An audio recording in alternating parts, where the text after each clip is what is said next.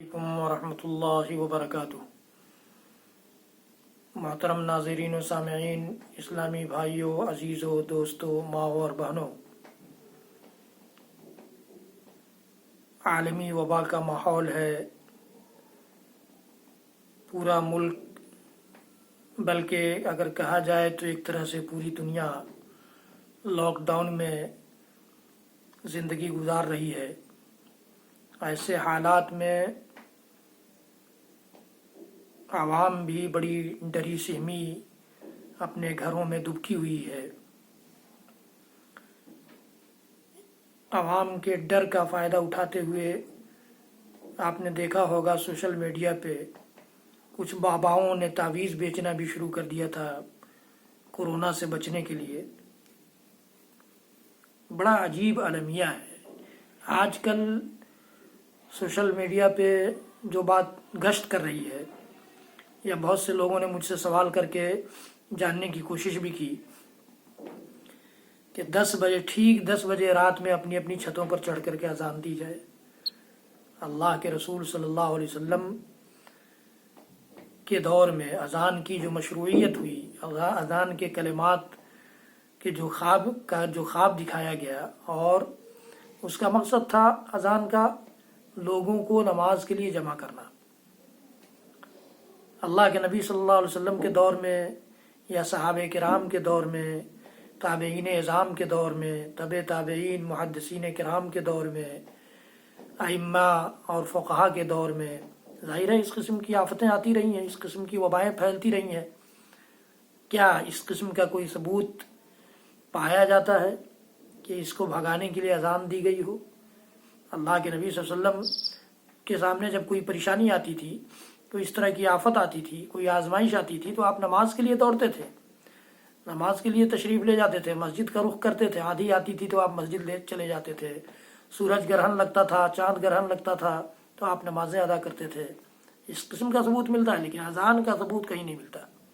اس لیے لوگوں کے بہکاوے میں آ کر اس قسم کی ویڈیوز یا اس قسم کی درخواستیں لوگوں سے کرنا سوشل میڈیا کے ذریعے صحیح نہیں ہے۔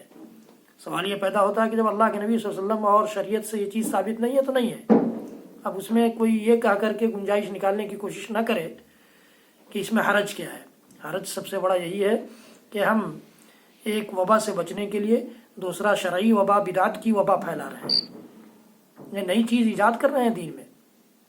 اس کے لیے ضرورت اس بات کی ہے کہ میں نے اس سے پہلے بھی آپ سے درخواست کی ہے، اس سے پہلے کی ویڈیوز میں، کہ اللہ رب العالمین سے دعا کی جائے۔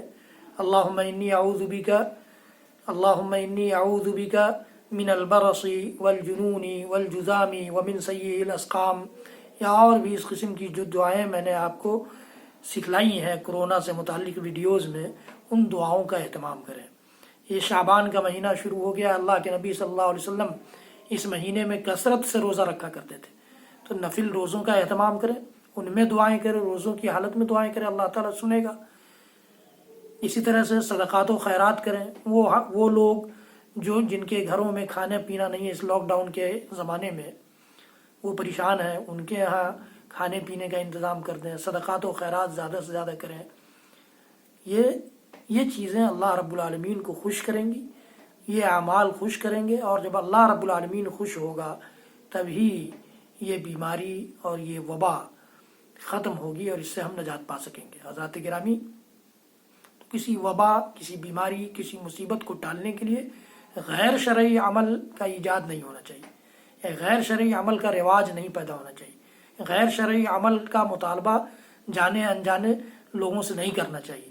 یہ اللہ تعالیٰ اس سے خوش نہیں ہوگا، محمد رسول اللہ صلی اللہ علیہ وسلم کی لائی ہوئی شریعت کی خلاف ورزی ہوگی، اور ہمارا دین اسلام اس کو قطعی طور پر اس کی اجازت نہیں دے گا۔ اس لیے آپ حضرات دعائیں کریں، دعاؤں کا اہتمام کریں، نوافل کی ادائیگی کریں، نمازوں کا اہتمام کریں، ان میں سجدوں کی حالت میں اللہ رب العالمین سے دعا کریں، اللہ رب العالمین سے پناہ مانگیں، اللہ رب العالمین کی پناہ میں آئیں، اللہ رب العالمین کی مخلوقات کی شر کی پناہ سورہ اخلاص، سورہ فلق اور سورہ ناس کے ذریعے پناہ چاہیں اللہ رب العالمین کی۔ ان ساری چیزوں کا اہتمام کیجیے۔ روزوں کی کثرت، نفل روزوں کی کثرت اس مہینے میں کر کے اللہ رب العالمین کو خوش کر کے اللہ رب العالمین سے اس وبا سے اپنی اور اپنے گھر والوں کی، اپنے ملک، علاقے اور شہر والوں کی اور دنیا کی ساری مخلوق جو اس وبا سے پریشان ہے ان کی حفاظت کی دعا کریں۔ صدقات و خیرات زیادہ سے زیادہ کریں، صدقات و خیرات کے لیے صحیح جگہ ڈھونڈیں اور وہاں ان کو پہنچائیں۔